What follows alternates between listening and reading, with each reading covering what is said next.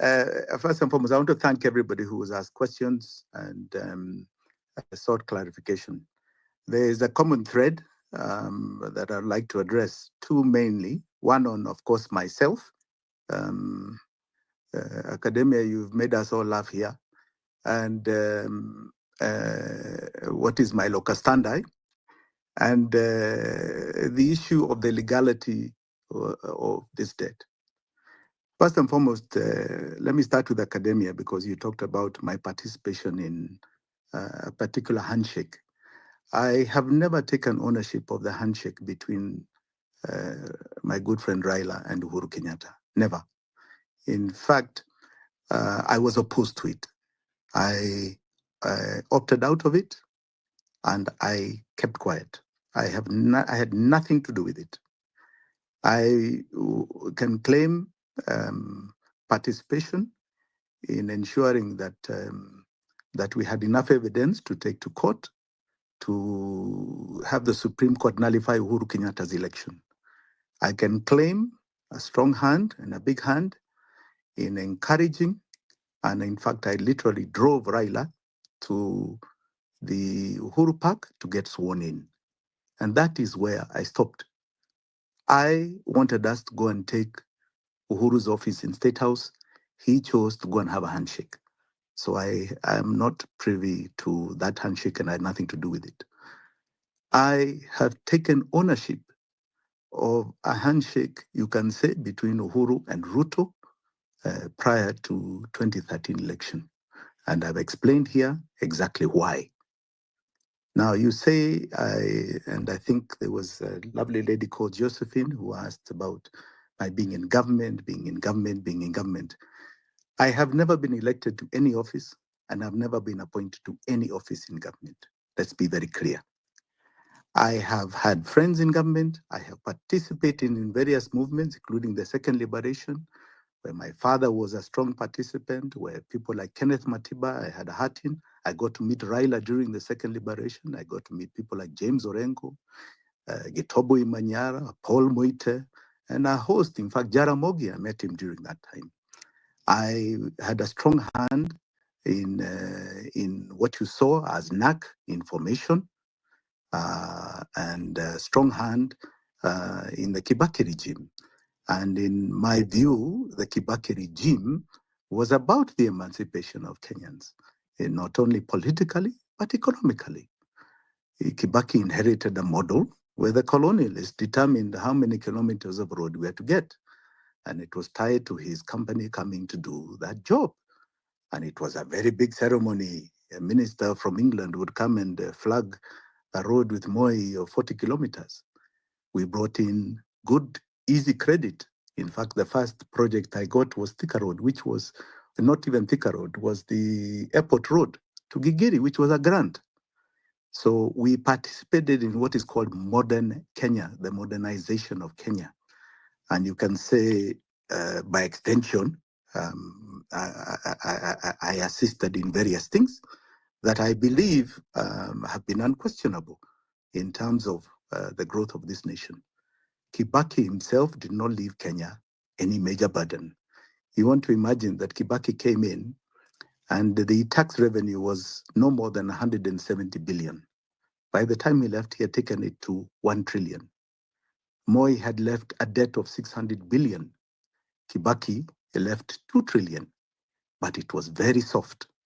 But the most important part was how much of our taxes were going towards the service of debt. When Moi was leaving, about 30% of our tax revenue was going towards the payment of debt. Why? Because he had rescheduled in 1995 in the Paris Club agreements. He had rescheduled the debt. Abdi, you've asked the question of rescheduling. He had gone to Paris Club. He had rescheduled the debt. And because of that, the payments in terms of percentage of our revenue were reduced. It had been over 50% of our taxes were going to debt payments, and before that. So he had reduced it to 30, about just under 30%. When Kibaki left, even though he left 2 trillion in debt, we had 1 trillion in revenue, only 18% of our tax revenue was going to the payment of debt. In other words, 18 shillings of every 100 was going to the payment of debt. Now, that was phenomenal. And you could point at things that Kibaki did across this nation.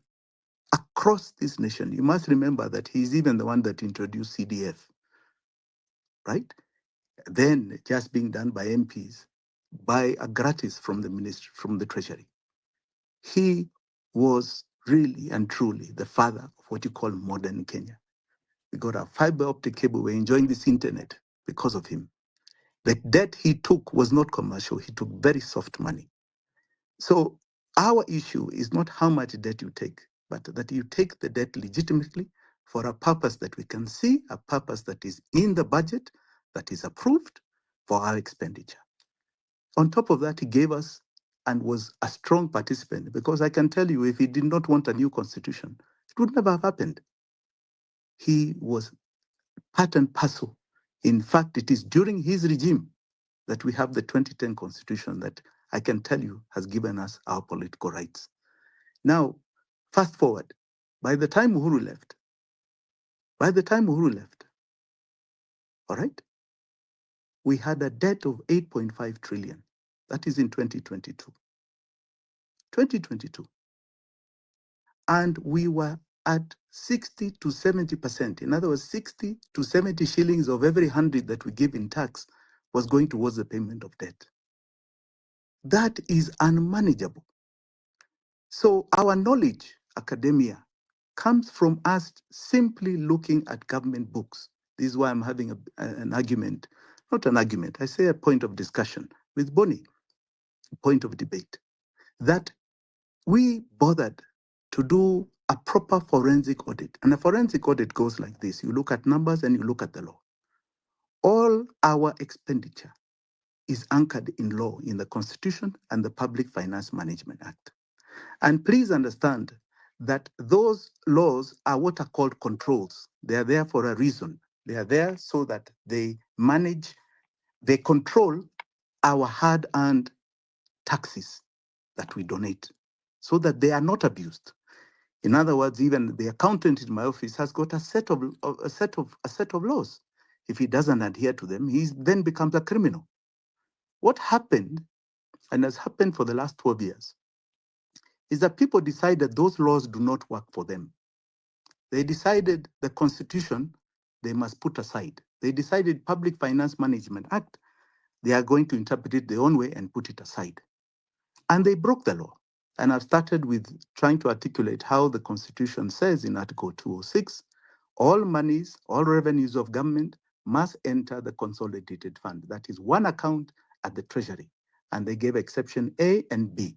If there is a housing levy fund, if there's a petroleum development fund, a fund created by Parliament, sawa.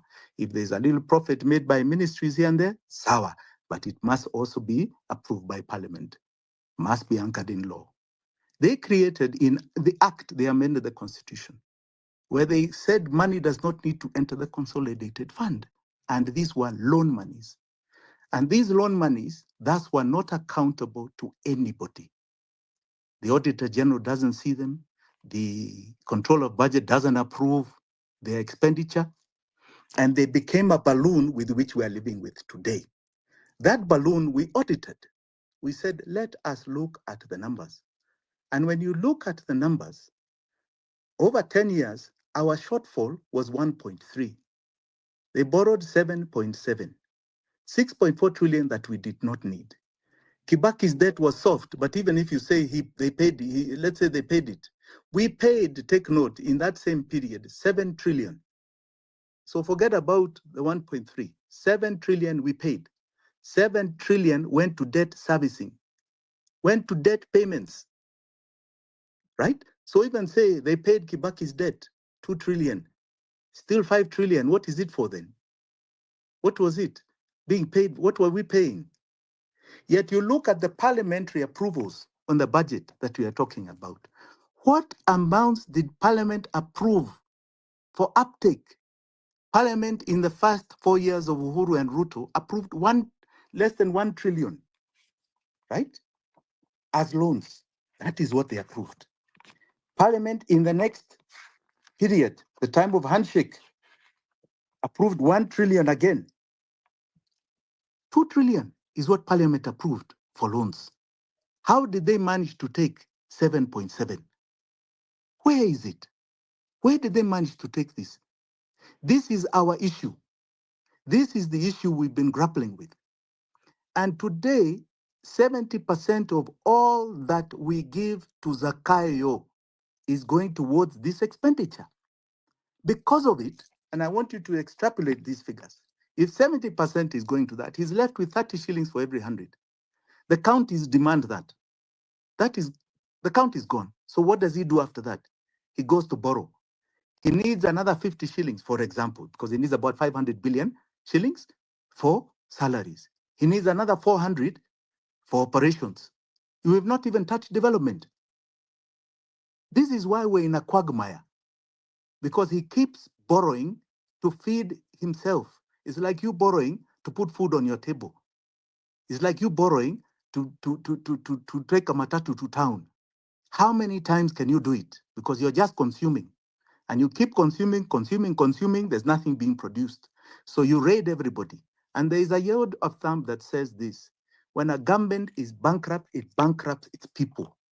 This government is bankrupt, and it's going to be bankrupt for a long time to come. That's why it is bankrupting us. It is bankrupting this country.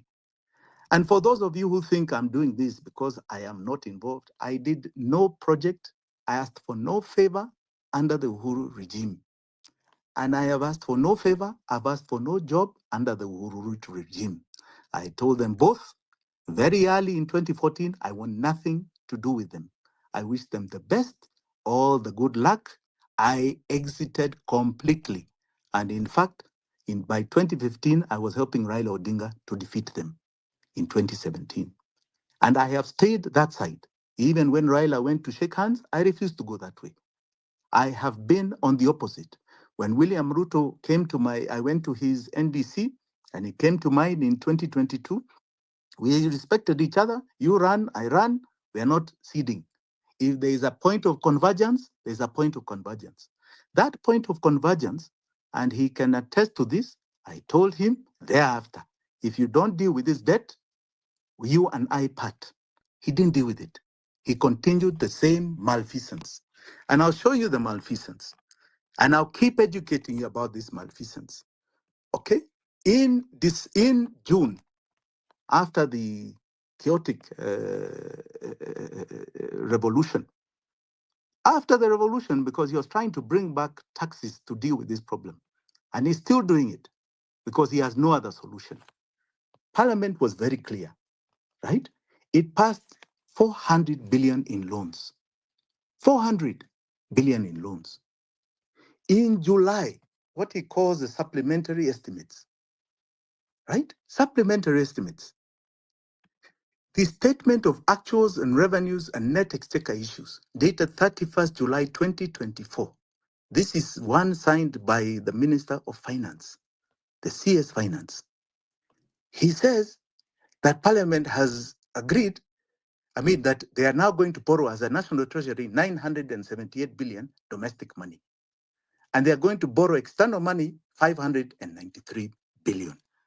That is 1.6 trillion in borrowing. Parliament only passed 400. So I want you to understand that 1.2 trillion that is borrowing is not approved by Parliament. It is off parliamentary books. It is something being done by the Treasury. When it is off parliamentary books, it means it's off the budget. Off the budget means that there is no item on the budget that it is funding. There's no approval for that uptake, and there is no expenditure for it. It is not going towards anything tangible. Tangible means this: the law says you can only borrow for development. You cannot borrow for recurrent. And if you borrow for recurrent, what is called short-term borrowing, it can only be 5% of the last tax audited revenue, and you must pay it within a year, right? It's just short-term cash flow problems. And normally they do that by taking an overdraft at CBK. All right. So if you had a revenue, tax revenue in the previous year of 2 trillion, you can borrow 5%, which is 100 billion. That's the maximum. That is what the law says. What are these figures that Treasury keeps bringing out every month. Who approved almost 1 trillion in domestic borrowing? You look at the budget, it doesn't exist. It doesn't fund anything.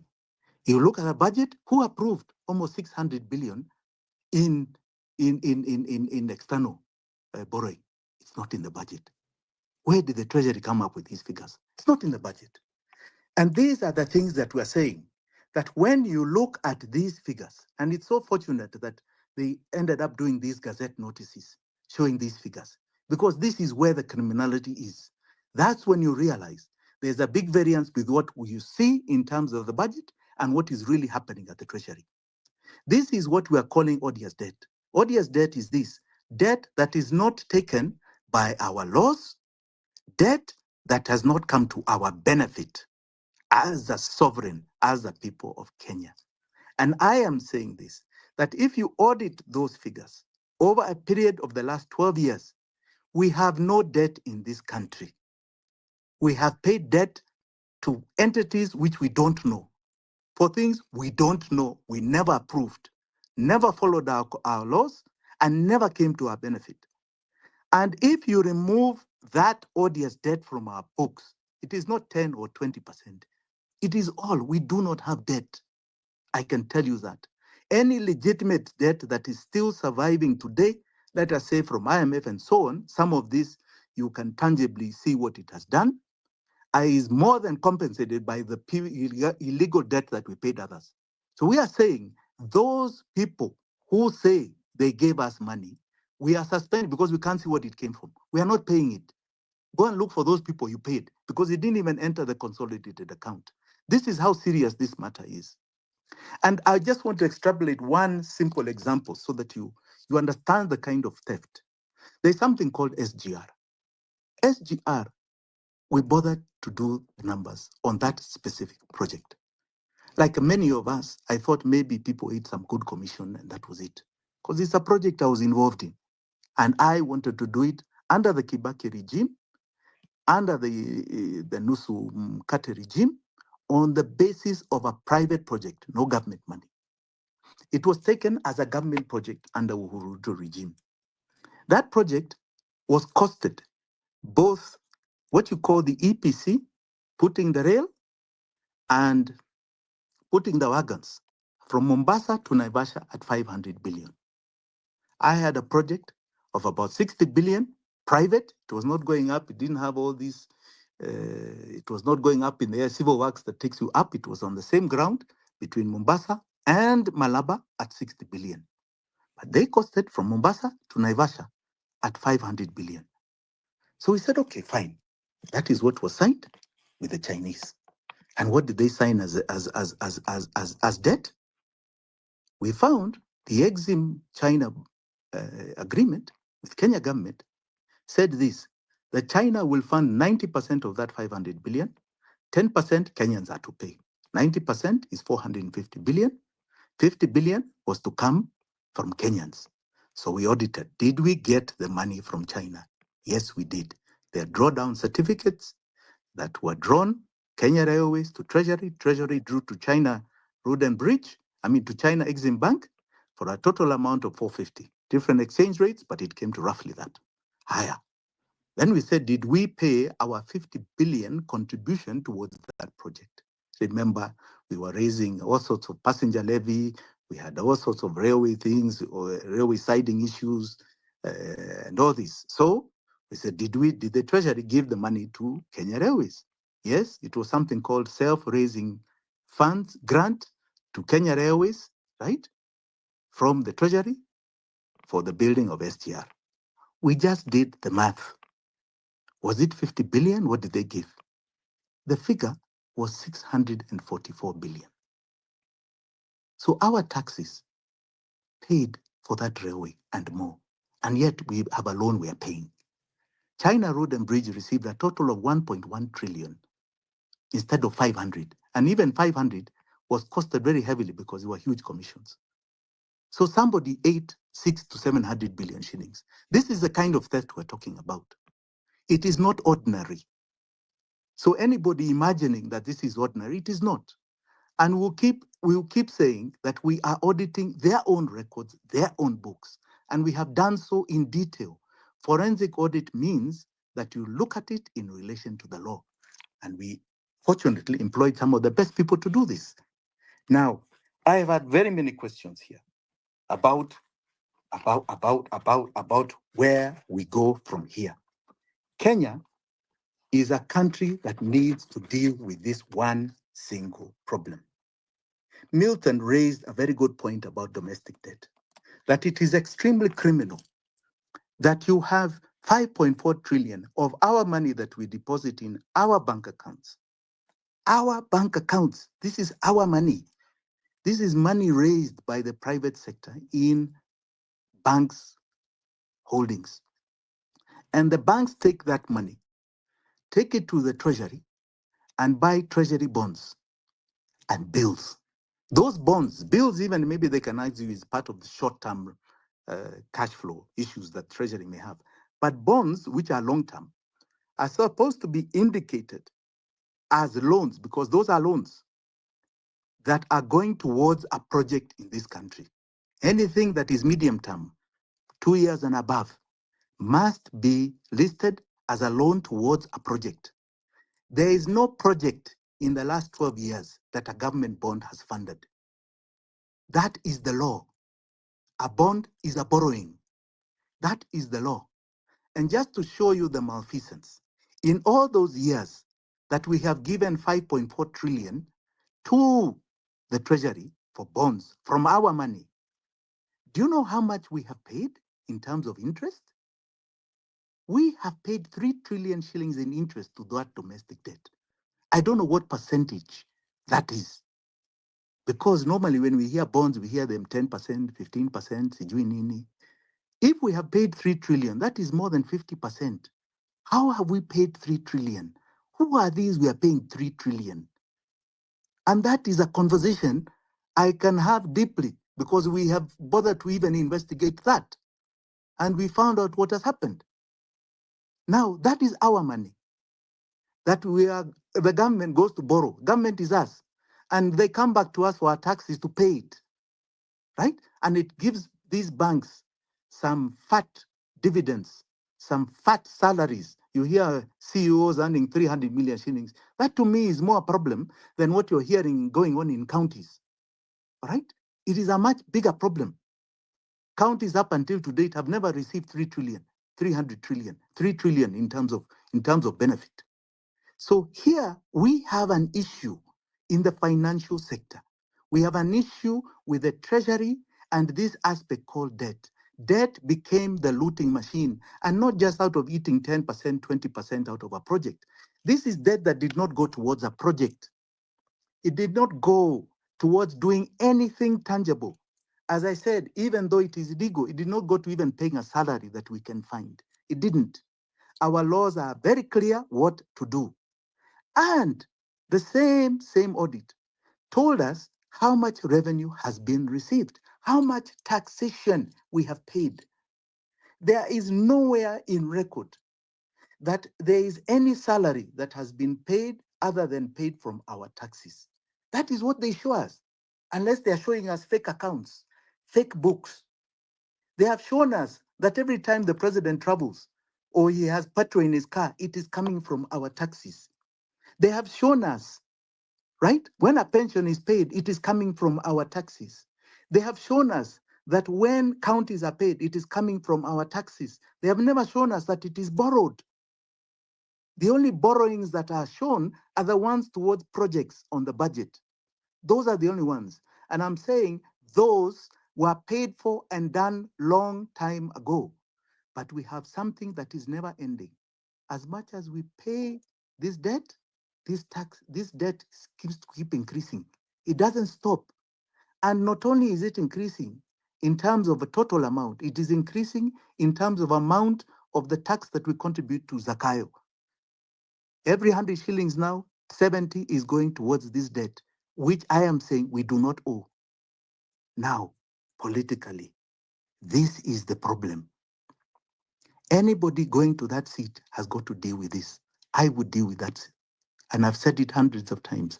I would deal with it. I would cut it off on day one, no matter what the ramifications.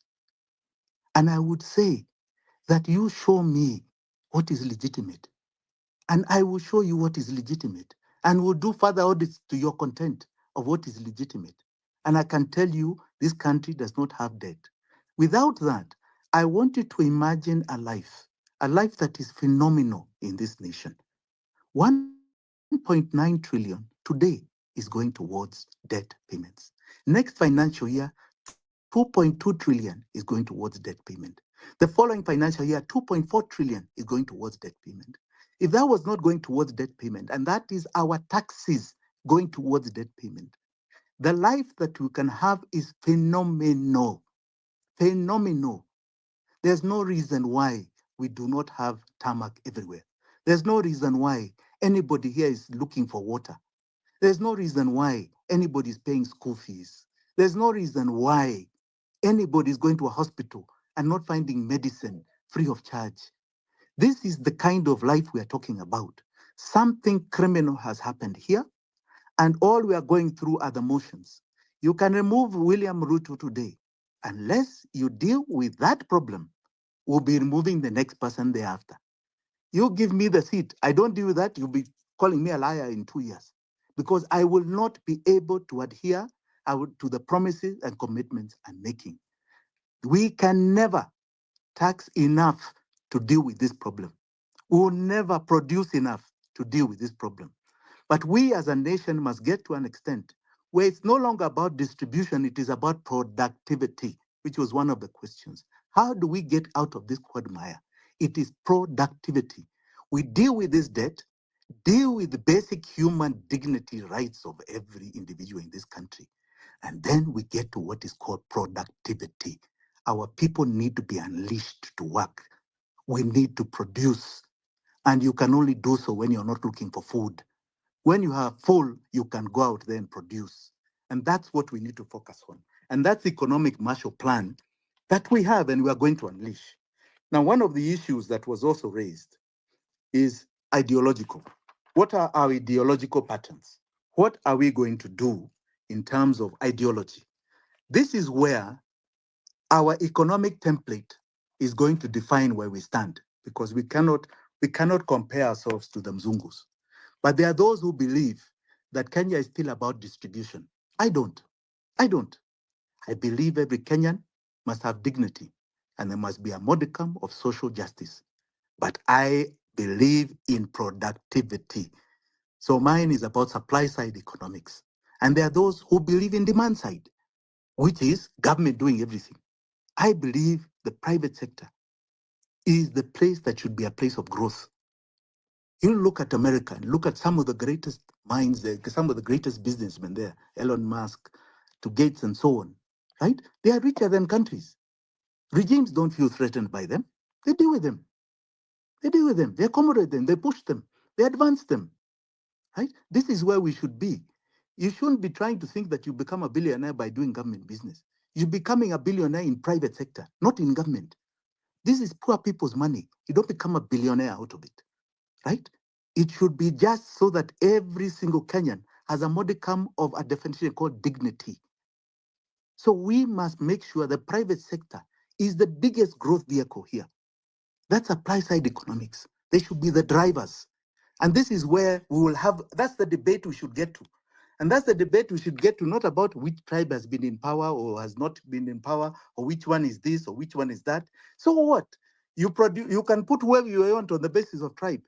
Are you solving this problem? No, no, you're not. Donald Trump gets in, and one thing the Republicans do is they say, as we are not going to tax the rich, right? As we're going to reduce taxes on the rich, we're going to tax everybody else. So the rich people support the Republican Party, right? The filthy rich. But there are Democrats, even there are rich people there who say, as we believe that in as much as they have rich people, they should also pull others with them. And we are very liberal with our views. As we believe in abortion, we believe in this, we believe in that, and we're going to support the Democrats. If you look at the history, the birth of those two parties, you'll find one was for slavery, which were the Republicans. They were against slavery. And the people that were against slavery ended up even forming the Democratic Party, because for them, this thing was so evil, what they did for so many years, that they needed to change the template. We are at that place in our history. You can put who you want on the basis of tribe. My fellow tribesman can win again, whoever it is, even me, if you want to give me on the basis of Amakikuyu. Let me assure you, that is not the issue. The same problem somebody from Kikuyu land is facing is the same one somebody in Luo Nyanza is facing, in Mijikenda is facing. Right now, one common debate, and this is what becomes an issue for the next election, is the economic debate. That is the issue. And let us not be side railed into other extraneous things. The economic debate is dominating us. The pain of the economy is dominating us. And the reaction of a regime is very simply this, that because they cannot solve it, we shall embed tyranny. We shall abduct your children. We shall kill them on the streets. Even you, Jimmy, you talk, we raid your house and finish you and your family. You so and so. Yes, it's because they don't have an answer to the economy. But let us not be sidetracked to whether they braid my house or they whatever. No. Let us understand that that is what they're going to keep doing because they cannot address the economic issues. So we must solve our economic problems. And we solve our economic problems by understanding the problem and then say, fine, now where is the answer? Who is the answer? Which is the team that is the answer? Who has got the template of an answer? Let us debate that issue. And it doesn't matter where you come from, whether you're Pokomo or whether you're who. It is who has the answer. And unfortunately now, William Ruto has been held to account within 2 years. It took a long time for the previous regime to be held to account. This one now has been held to account 2 years because people are more knowledgeable. You have a younger population that is active now, are feeling the pain. They're out in the job market, they can't find jobs, and they want to understand what all this is about. They were on Instagram 2 years ago, they are now on Twitter. They're on the political platform, and they are influencing. And he got a shock in June.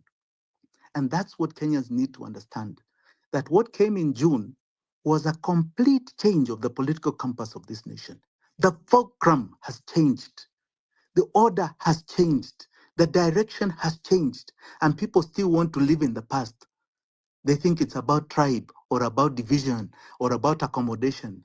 William Ruto created broad-based power because he needed to survive. The revolution almost removed him. Article 1 took power from Parliament. Parliament is now irrelevant. Nobody cares what goes on in that house. It is been cancelled by most of us in this country. William Ruto sought a broad-based government to survive. His finance bill had been rejected. He had to cancel it. And normally that questions the legitimacy of a regime. If this was another part of the world, the Western nations that have grown, he would have resigned and sought re-election. Here he chose to go to the opposition to show himself up. But he didn't even do that well, because normally you give up half your seats, you remove your memorandum, your economic template, you don't talk bottom up anymore, you don't talk your housing program, you throw them away, you come back with a new template so that you can come back to Kenyans and try and sell a new finance bill where they accept to invest more taxation in a new plan. He didn't do it well. So the revolution keeps going on. Then you bring in other parties, it is still going on, right? And as it goes on, his reaction now is, apart from accommodation of certain forces, certain parties, I am going to rain terror, right? I will make sure if you are on Twitter and you're doing this to me, I'll deal with you. So he wants to instill fear. God knows now they may even try to ban all these mediums. It will not work. It will not bring back legitimacy. He's already gone and cancelled. He is merely just trying to survive to the next election. And on that, I had one question that I'd like to answer about what do we do? We have been here. We know what it's about. We know how regimes survive. I can tell you this. Taxation, I was asked, yes. And there are very many ways. And we're coming out with a very good booklet, right? Hopefully at the beginning of February, because we wanted the pain of January to set in. We wanted people to see them creeping back in with funny taxes because they are doing so, right? We wanted people to see the 2025 finance bill and the proposed taxes that have come out in the budget policy statement. You can see they're coming back with more pain. So we are coming out with a booklet where each and every one of us can participate. But ever since I started saying so, I can tell you, you can check You can see there's more cash in circulation than was before. And it's not because of reduction of anything that central bank has done. It's primarily because people have gone offline. They're now operating offline to not pay taxes. And those who are in employment, we shall show them what to do with their indirect taxes. It's very hard, I agree, with the direct taxes, but there are ways to do it in the indirect taxes.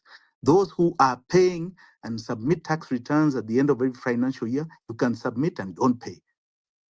If you're many of you, what can they do? KRA has no capacity to come for you. So we have got very many ways which we are going to bring out in a booklet. That is one thing. In other words, deny feeding this monster, this tax that he so needs. Number two, which is important, very important, we must activate the political questions of this illegitimate regime, this delinquent regime that is continually breaking law. We must. You cannot tell us that you can bring to account a member of parliament and recall, and you cannot recall a president and his government. We can. And in the next few weeks, you'll be hearing of that plan too. Thirdly, I think it's Abdi who had the last question, who talked about restructuring. Our big problem here, and the last time we restructured was under Moi, is that under Moi we had one major pool of debt, which was called the Paris Club debt. That is the bilaterals with IMF and World Bank. One pool of debt. Today, we have four huge pools of debt. The Paris Club, the bilaterals, and IMF are one. You have Chinese debt.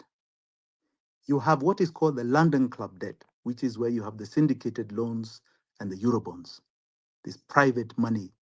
You imagine Eurobonds are now at almost 11%.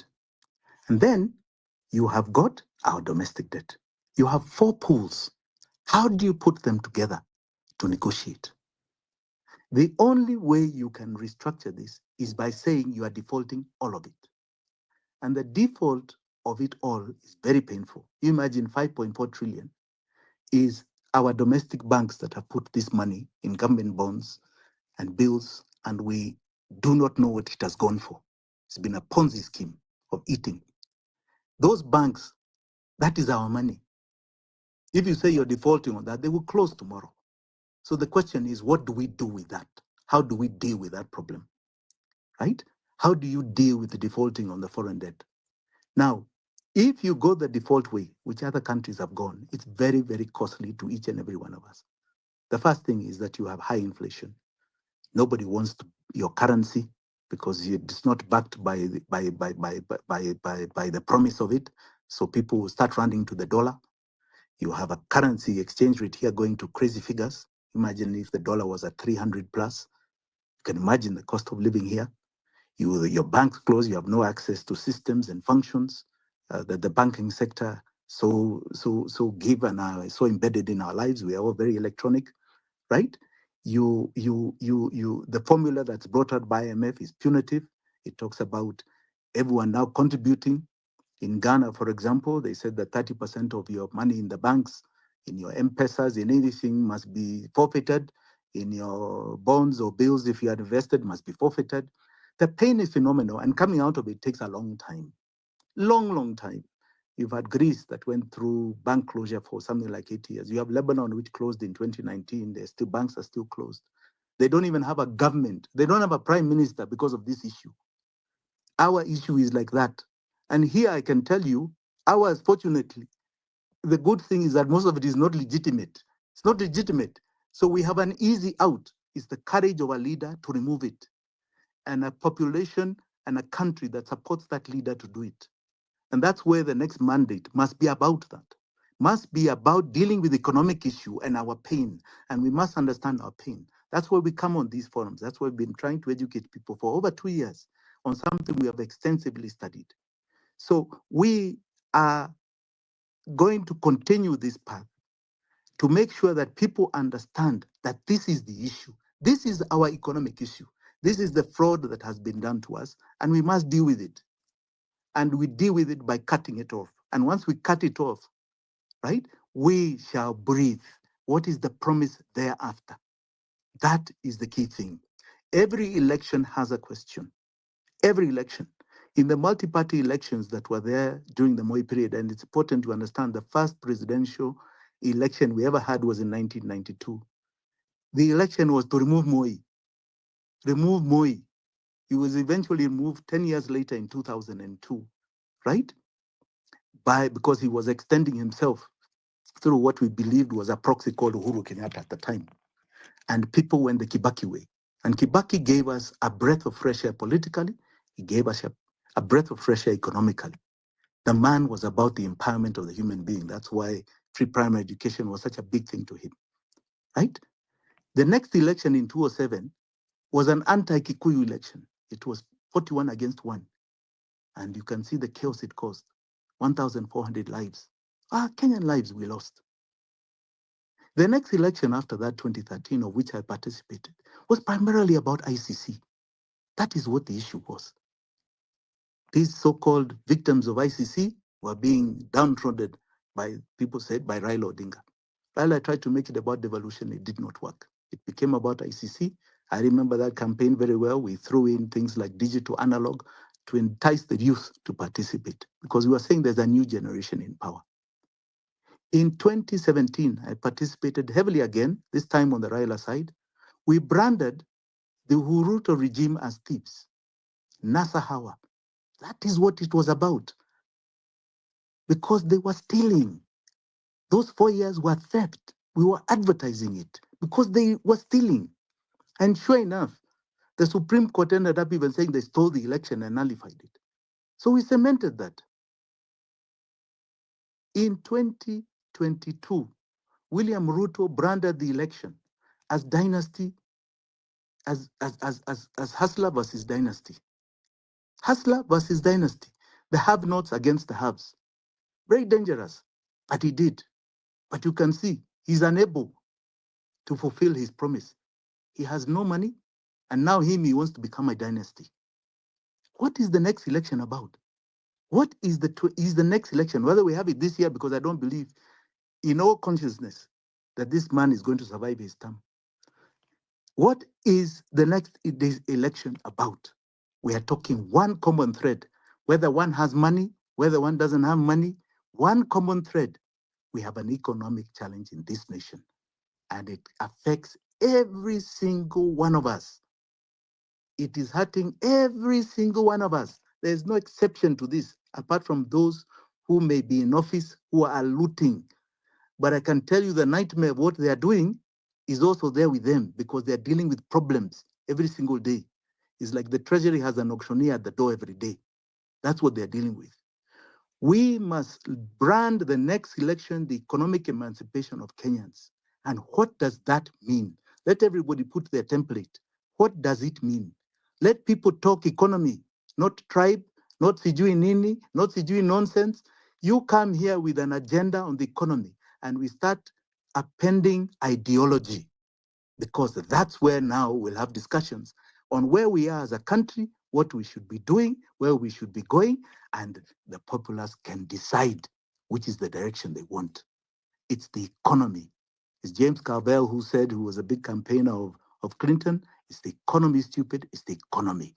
That is what we should be discussing every day and not be sidetracked into funny tribal things that William Ruto would like to perpetuate. Asanteni sana. I hope I've answered most of your questions. Thank you so much, Barikiwa sana.